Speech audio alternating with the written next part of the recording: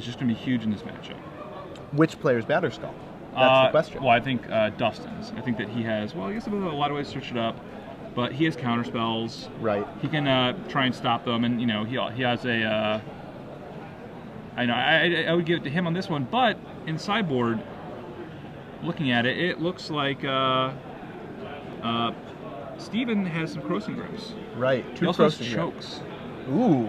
Yeah, so he's got nice. a lot of nasty stuff to bring in this matchup, and, you know, looking at it, I think that maybe Dustin's very ambitious mana base might be the end of him. Dustin's on the play. 3 Wasteland from Stephen Baxter's deck. So yeah, it's just, you know, I'm just looking at Dustin's deck, and he only has, let's see, what does he have? He has 3 islands, 1 plains, and 3 tundras for colored mana. Right.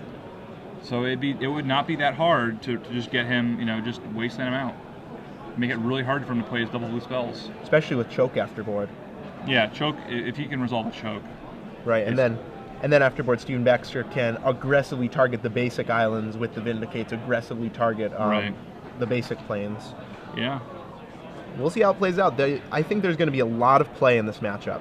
Yeah, this should be a real interesting, really proactive match. Yeah. I think the player who plays better is going to win. That's my prediction. I like the prediction on most matches. Yeah. This one in particular, though. So Dustin leads off with a Tundra. Passes turn. Steven, I can't really see what's in his hand here. He's holding it back, but he looks like he's going to start off with a top. Ooh, Bayou into Sensei's Divining Top. Now, if you're Dustin, what deck do you put your opponent on? I don't know. Some sort, I mean... I guess it doesn't matter because you have a Stoneforge Mystic. Yeah, that's true. You know, you put him on some sort of rock deck, junky rock. Just note that he only plays 1 Sensei's Divining Top. Yeah, there it is. There it is. And unsurprisingly, Batterskull flies the top of the deck. The Skull. Coming in for Dustin Biggers, threatening next turn. And Stephen Baxter really has no great way to deal with that. Only that 1 Kasali Pride Mage. Yeah, so, you know, he does have 3 green stones to get it, but, you know, but finding the point where that's actually going to work out is going to be hard. Yeah, it is. Now, Stephen could take a gamble, Wasteland the Tundra, but instead he will play a Green Sun for 1. He'll try and fetch up a Noble Hierarch here. He needs to get his mana base started if he has any chance of catching up to Dustin's draw. Yeah, he needs Knights, he needs Confidants, he needs his own Stone Forges. He just needs to get some stuff out if he's ever going to be the Batterskull. Right. And we'll see what Dustin Biggers has here, Stephen Baxter. We'll see if the decision to not wasteland Dustin's Tundra will cost him.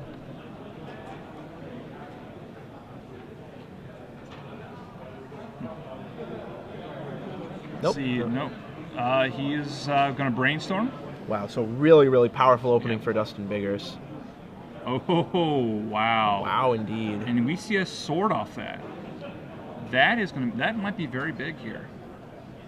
It is really going to let Dustin, with 2 activations of the Stoneforge. Yeah, get both of his equipment into play. Yeah, both the equipment that are just very, very good in this matchup, you know? Right. I think it was arguable that he could have gotten the Sword of Feast of Famine over the Batterskull. Yeah, I mean, facing off against a Bayou and a Sensei's Divining Top. Yeah, you know the card's going to be good, and now he has both.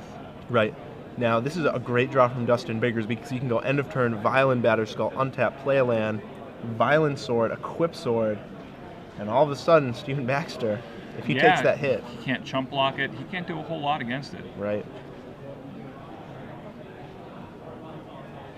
And Steven's considering something. I don't know if he's thinking maybe he can Green Sun for 2 to get a Kasali Pride Mage. That would be good if he had another land. It would be, yeah. If he doesn't have another land, it's not very impressive. 2 mana. His own Stoneforge. Yeah. So we're going to have dueling Batterskulls here, it looks like, if this resolves. Oh, looks like he might have a Spell Snare for it. Yeah, we'll see what Dustin Biggers has here. That is a huge advantage. Yeah. Being able to stop your opponent's Stoneforge Mystics in this kind of deck. Right. A lot better at it than Inquisition of Kozilek, that's for sure. Much better. And this does look like a Spell Snare. Yep, Spell Snare stops it. That does give Steven Baxter one more turn, though. Slows him down a bit. Yep. And now they have Wastelands pointed at each other's faces. Yep. Oh, and a Jace drawn by Dustin.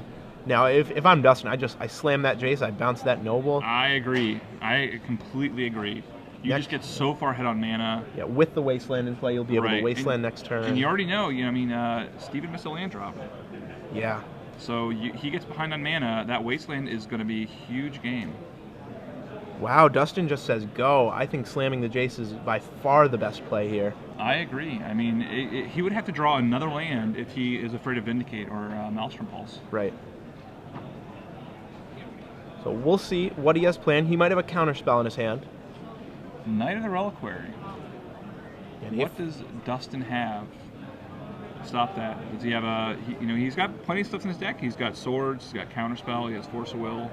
Yep, definitely has ways to stop it, but it looks like a counterspell. Looks like a counterspell. Oh no, he's just bringing in a Batterskull. Wow, I think Dustin's play not to play Jace is defensible if you do have a way to counter it, to counter a spell, but if you don't, I don't even think it's close. Yeah. Now what he can do here is play the Sword of Feast and Famine, equip it, attack, untap his lands, and then play Jace. Right. And he didn't even vial it in, he just hardcast it. Yep. Keeping his Stoneforge Mystic untapped. And this Batterskull is going to come in. For a huge chunk of life. 6 life, a card, untapping 5 lands. That's pretty powerful. I like that card. Yep. That if I could get that on in one card, I would do it. That'd be pretty good. That would be pretty good. For the low cost of 1 and a white? Yeah, I'd play that. Not bad. So Steven Baxter discards a card, takes 6. Dustin Biggers gains 6, untaps all his lands, and presumably Jace will be bouncing this night. Yep. He's probably going to bounce the Knight and Wasteland the Bayou. Yep. Looks like it to me. He is really putting Steven... Steven just scoops him up. Scoops him up. That board state was just way too much. All those mythic rares. So much power on Dustin Biggers' side. And really, winning the die roll was pretty huge there. And it's amazing. Again, Legacy is a format that has, what now, 19 years of cards? 18 years of cards? Yeah. Somewhere in the middle there. And how many of those cards were printed in the last 5 years? A lot. A real lot. Yeah, Stoneforge. Look at that board. Yeah, look at that board.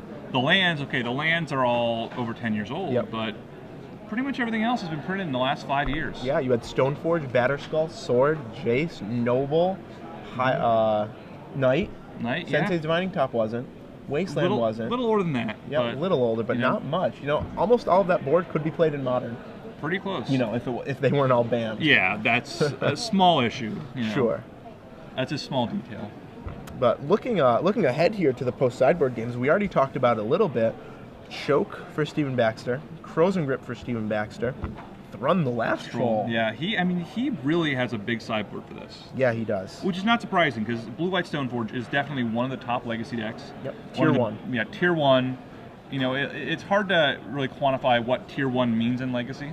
It is. But, it's certainly, if you're talking about decks, Blue-White Stoneforge is in that... in the short list. I think Maverick you'd probably list as Tier 1. I put Maverick up. I put Rug Delver up there. Yeah. Those 3 are the only 3 that I would really consider to be Tier 1, I think. So those are the decks everyone's aiming for, and Steven Baxter has brought a big enough sideboard for them. Now on the other side, Dustin Biggers, he does not have it nearly as much. He's got a Jit he can bring in if he wants to, kill some of Steven's smaller creatures. He's only really seen Stoneforge and Knight of the Reliquary, which is just not going to kill, and Noble, but he has to assume there's at least a few more that could play in there. Exactly. He could bring in Wrath of God.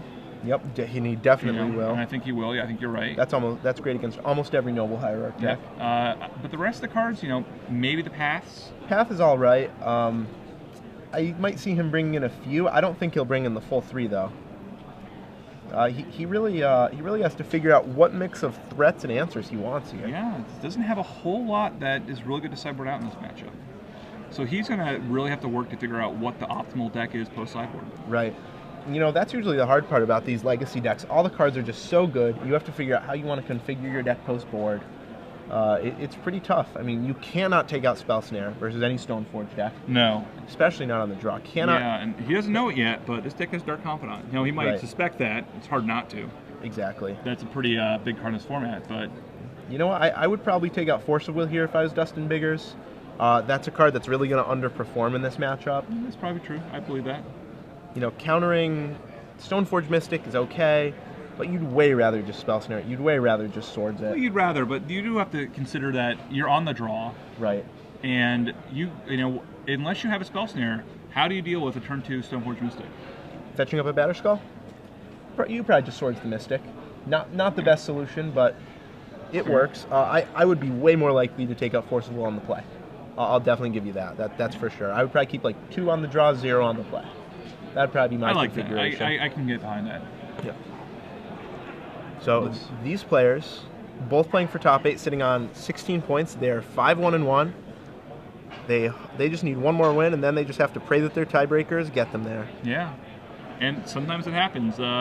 You know, back in the day, I remember when I started playing Magic, 5-1-1 always made top 8, and it's just not the case anymore.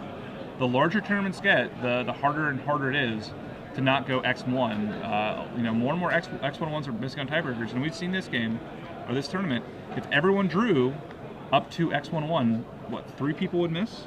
Yeah, I think 3 people would miss if that happened. So that's a lot of people to miss. Usually it's only like 1. This time it's 3 people. So a lot of unintentional draws really mucked up the math here. Right. And so, you know, they're, you know, in a precarious position because, you know, one of these guys can win and still miss. But, you know, you got to have that hope. You got to have that dream. You got to hope that the tiebreaker gods work out for you. Exactly. The only thing you can do is play. Play and hope. Yep. So Dustin Biggers takes game 1 in really convincing fashion. Stephen Baxter, I think his deck has a lot more play in it than that last game really indicated. I completely agree. I think that missing that land drop was humongous. Yep. I think Dustin's hand was just phenomenal. Yeah, that was among the best you could hope for. Yeah, and you know, I think that Dustin would have done a little bit better if you know, I think you're right. If he played the Jace, bounce that you know, mana producing guy, been able to wasteland the Bayou. Exactly. Next turn. But you know, either way, he still just crushed his opponent mercilessly. Yeah. Yep. I just really want to see Bitter Blossom in action here.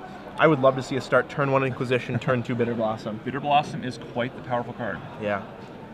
And yeah, I mean, really, Dustin does not have a lot of ways to deal with Bitter Blossom. No. Aside from countering it, almost none. You know, he can get a Batterskull out to race it, but that's about it. The inevitability that Bitter Blossom adds to the match is just humongous. Yeah. I'm interested to only see 2 in Steven's deck. It's just an odd number. Yeah, because it's a card that you almost always want on turn 2. Right. Turn 5 Bitter Blossom is not very impressive. We look at our 7s, and Steven is mulliganing. Yep. Dustin Biggers instantly keeps his. They're down on the table. He looks pretty happy. He looks ecstatic. He is pumping the fist that his opponent is going to have 6 cards. Yeah. And you're winning in, up again, opponent going to 6. He looks pretty happy. He looks like a man who can taste the top 8. Don't get ahead of yourself, though, Dustin. You still have to get through Stephen Baxter. So now that Steven has mulliganed, what do you think that does for Dustin's chances this game? I would say they increase from about 50%, between 48 to 52%, maybe up to 59%. Wow. To use some very scientific and well-crafted numbers. That's a big jump. Yeah, I think the mulligan really hurts Stephen Baxter. I agree. And you know, that's one of the problems of playing these mana creatures like Noble Hire. Right. You know, the more cards, the more times you mulligan, the higher the chance that you're gonna run into a situation where you just get overloaded on mana. Right. Also, these creatures that you sort of count as lands, count as half a land, they don't do anything without a land. And is that a turn 1 Bojuka Bog? Bojuka Bog for Stephen Baxter. Oh wow! And instantly a wastelanded. So Dustin Biggers knows turn 1 Bojuka Bog means not much land for Stephen. Yeah, it means he is light. But there's a Verdant Catacombs. He'll get at least 1 mana here. You have to believe he's going to get a basic forest here. Yeah, unless he desperately needs the bio, he would love to get a basic. Nope. Oh no, he's getting a Savannah. Interesting choice. He is daring Dustin to have a second. Second Wasteland. Yeah. And you know, there aren't many white spells in Stephen Baxter's deck for him to cast. There's Knight of the Reliquary, there's one Pride Mage, there's Stoneforge, but... And here comes a Noble. Yep. Noble Hierarch. So Dustin Biggers, does he have a way to deal with that Noble Hierarch? Is he just going to hold back with a Spell Snare and try to get something? It looks like it. Passes the turn. And if Stephen Baxter could play a 3-drop here, Knight of the Reliquary, that would be huge. How about a Choke? A Choke, wow. Choke would be Choke huge, would be too. Huge here. Choke would demand that Force of Will from Dustin Biggers. And, but, you know, not that a Knight would be bad either. No, they'd both be fine. There's some discussion about something. I'm not sure what. An unchecked Knight is... Oh, here we go. Ooh, that is a choke. Force of Will check. He sees he has one, and now what do you pitch? Snapcaster Mage. Wow. Stephen Baxter will take that. And there is now no way Dustin Biggers will be taking out those Force Wills. No, not after he sees the choke. I think in the dark you might be able to take them out. I think after seeing choke, you have to know you need those in. Right. And very, very classy Mirage planes. I like the Mirage lands. Almost every one. Very nice. Dustin Biggers sitting with a Spell Snare, a Wrath of God, and a Batterskull in his hand, along with a Caracas and a Flooded Strand. So Stephen Baxter is in a great position right here. He's, you know, he has plenty of cards he can play. It looks like, is this a 2-drop or is it a 3-drop? It's a 3-drop, so Dustin's not really going to have a way to deal with this, especially if it's a Knight. Nope, he's going to have to Wrath of God. But the Wrath of God can't happen for 2 turns. Right. Do you know what feels good, Sam? What feels good? Being able to say Wrath of God and have it be the right card name. It really does. They're all Wrath of God, let's just be honest. So Green Sun for 2, Stephen Baxter. Let's see, what is he going to get here? Does he get the Tarmogoyf? I think it'll probably be the Tarmogoyf. Probably just want to put as much pressure on Dustin Biggers as possible. I like that a lot of these decks play one Tarmogoyf now. Yeah. Because he was always like just kind of a big fat dumb idiot. But sometimes, you know, you just need a big fat dumb idiot to... Exactly. You just need some muscle, and he's just the muscle. And, you know, I love that all these decks now, you know, you got Green Sun Zenith, you're like, I don't need all this muscle. I just need one big guy. One guy. Often you just need one Tarmogoyf. You don't need multiples. No. So just one big guy to take stuff down. Yep. So Steven, Steven shuffling that Green Sun back in. Yep. Dustin, no immediate answer to that. Tarmogoyf, let's see, there's an enchantment, which we don't see it very often. No. An instant and a land. Yep, so 3/4 Tarmogoyf. Pretty good for 1 and a green. It is pretty good. Now, next turn, I believe Steven has a Vindicate in his hand. Oh, wow. That would be huge. Take it up by 1 more. So Dustin Biggers draws a Jace for the turn, but nothing to play. Just passes it right back to Steven. This looks like a Maze of If. Not the land Steven wants. Just the land that he has. Uh-huh. He's going to tap 3. Is that going to be for a Vindicate? Is it going to be... Well, with full knowledge of Dustin's hand, I strongly recommend a Vindicate. But Stephen Baxter does not have that luxury. Wow. So he's just asking to get Wrath of God. Wow. Yeah. Dustin Biggers. I think I would have just Wrath there. I would have as well. And that adds 2 more damage. Or 1 more damage. Creature, enchantment, instant land. So 4/5 Tarmogoyf becomes a 5/6 from Knight. Dustin drops to 14.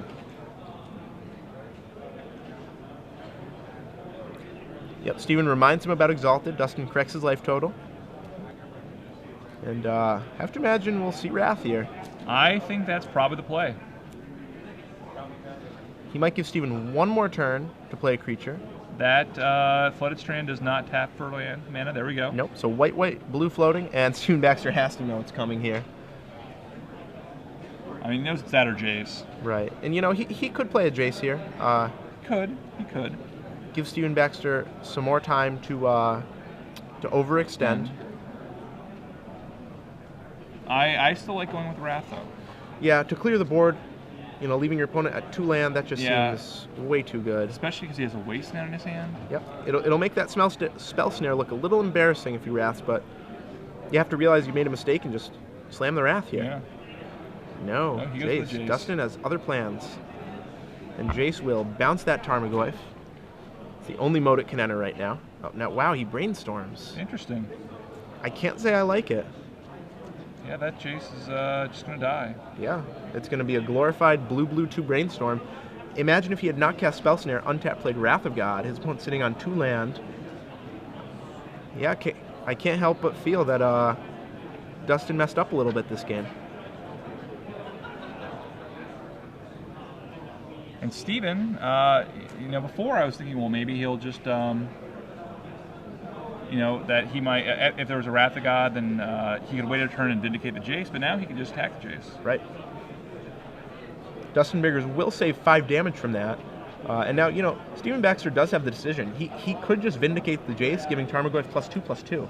That's true. Putting Dustin on a 2-turn clock. And that's what he does. And he goes for it, and he lets it die. Yeah, I mean, if I'm Steven Baxter, I deduce right now, I just assume that my opponent does not have a Wrath of God. Yeah, you have to. Right, he Spell Snared your creature. Does he have a Wrath of God? It could not be a Wrath. I thought it was a foil 8th Wrath. You know what it is? I think that's the Batterskull. No, I saw that one too. I think he put that card on top with Jace. Whatever card I did see. Gotcha. So we'll see what it was. Yeah, if he has it, he's going to play it right here. Right. The Wasteland. Oh, you know what? We were just wrong about that. I must have misread that because there's no way he puts that second to bottom. And now, I mean, he has a Crucible, it looked like. Yep. So he certainly can just start destroying all of Steven Baxter's lands. Right, but he's dead in 1 turn from that Tarmogoyf. Well, there's a sword in his hand. The swords. Right. So, yep, there comes the Crucible. He gets to start wastelanding with impunity next turn. Probably goes for the black source here. Yep. Steven clarifies. He's like, but I want this one. I would like a black source. Passes the turn.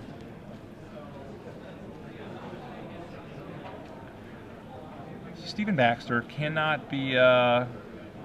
he has to know that Dustin has the swords in his hand. Right. There's no getting around. Dustin would have just scooped if he didn't. So he gets to gain some life. Yep. He'll untap, draw a land. Not what he needs. He really needs to draw a threat. The window is closing with that Crucible in play. Very quickly. And the Tarmogoyf goes away. Yep. Steven Baxter gains some life. It is RFG, don't think. Okay, there we go. Gains should be 6 life. Yeah, the life obviously at this point is not as relevant as it could be. No, definitely not. Replays the Wasteland. And now the question is, do you just keep wasting, or does he have a threat? You can just play the Batterskull, which is what I personally kind of like doing. Yeah, me too. I mean, you can't just sit on that Wasteland forever. And actually, the problem would be that Noble Hired would be attacking for damage. Right. And if Steven Baxter does draw a threat, he can just pop that Verdant, tap the Noble, resolve it while you're busy Wastelanding. And next turn, he can always Wasteland, play from Graveyard Wasteland. Right. So he's not really getting any further behind. So Steven Baxter uses the fetch land, goes to thin his deck a little bit. He knows that this turn he has to draw something good. He's up 20 life, but not for long. No. This is really the most important turn of the match at this point. Yeah, Steven Baxter all riding on this. Has to top deck here. He does have a swords. He can buy himself more time. He does, but it's really not that Batterskull that's worrying him at this point, I don't think. Dryad Arbor, okay. I might have gone with the basic there.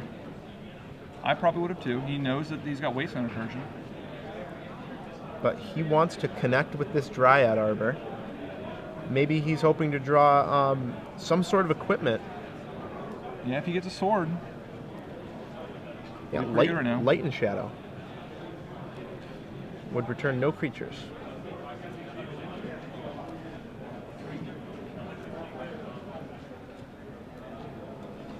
Steven Baxter draws, hides it from us. Yep.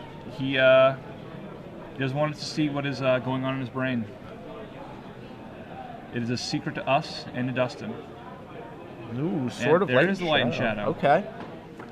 Unfortunately, does not give protection from Wasteland. No, it does not.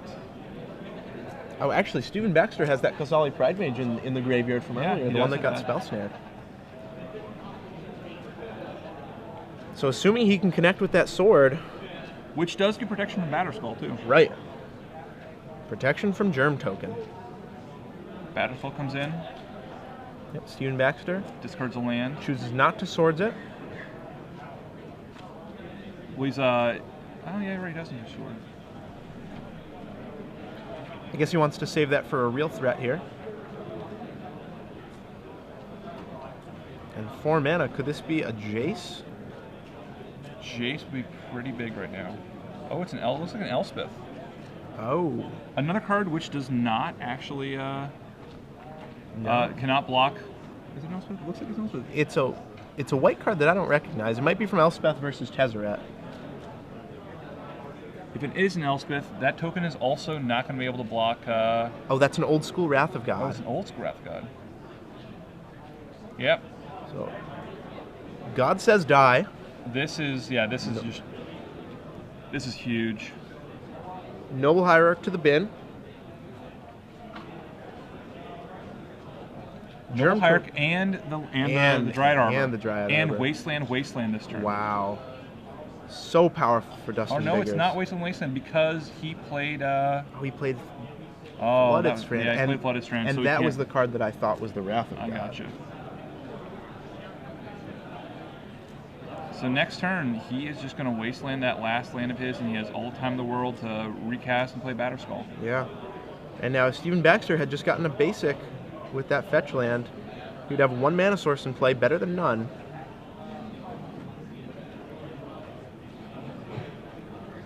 End of turn, Batterskull returns, and it to Dustin's hand, and it's going to be coming right back out. Right. Riptide Lab for Dustin. Huh. Doesn't do a lot right now, but it's there in reserve just in case something happens and Dustin just draws runner basics. Yeah. That's about his only out at this point. He has 1 forest, 1 plains, and 1 swamp in the deck. It's not a lot. So drawing to 3 here. Now he still has some fetch lands left, but not even too many of those. Right, and as long as Dustin has that wasteland in play, he can go end of turn, waste your fetch, untap, play wasteland. Yeah. Waste whatever you get, assuming it's not a basic. Well, I mean, I would have to imagine it's going to be a basic. Pretty silly assumption, but we assumed that before too. So Stephen Baxter drawing a Bayou. He should hold that until he has a Noble to go with it. Yeah, he cannot feel great about this right now. He is getting pretty far behind. He really only has a few turns here to draw these 2 basics.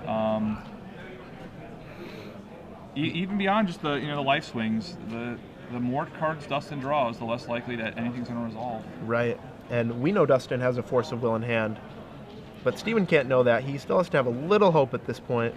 Draw some basics. Maze of Ith, which the Wasteland is just going to deal with. Yep, Wasteland, end of turn. Dustin untaps, he draws, he'll replay Wasteland. The 1 Crucible of Worlds really showing its worth here. Very much. Oh, and a Jit. That will jump onto the Batterskull token. That is just increasing this clock. All of a sudden, he's attacking for 4 here. Yep, Stephen Baxter is 17, Dustin Biggers up to 11. 2 counters on the Jit. So even basic forced into Noble Hierarch won't do it for Stephen Baxter. Only 2 more turns now with that Jit. 2 more turns before it's lethal. Yep, Stephen Baxter misses on basic. Slipping away from him here as Dustin Biggers very close to locking up his... Yep, and he oh, scoops. Wow. And there's the handshake. Dustin Biggers improves to 6-1-1. Has to cross his fingers now. Hope he top 8s. Yep, he is in the position. Now, he had the slightly lower tiebreakers. Yep, he had 53% coming into this round. But that does not put him out. No, there was 1 lower,